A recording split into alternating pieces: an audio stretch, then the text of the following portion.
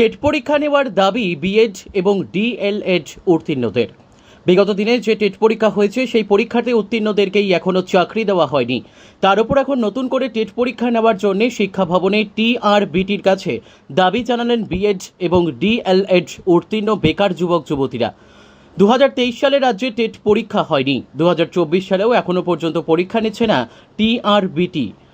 B Ed এবং D.El.Ed উত্তীর্ণ বেকাররা দাবি জানিয়েছেন পঞ্চায়েত নির্বাচনের পর যাতে টেট পরীক্ষা নেওয়া হয়। বিষয়টি সম্পূর্ণভাবে নির্ভর করছে রাজ্য সরকারের ওপর।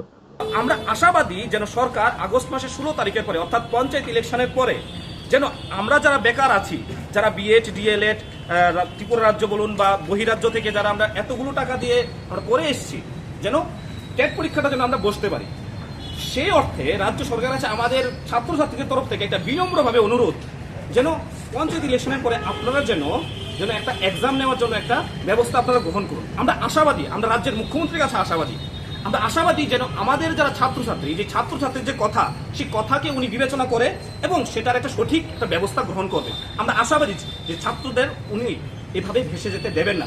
তার জন্যই আমরা আজকে মূলত টিআরবিটি প্রধানের কাছে আসি এবং টিআরবিটি প্রধান আমাদেরকে সমস্ত ঘটনাটা আমাদেরকে খুলে বলে। ঠিক আছে, ধন্যবাদ সবাই।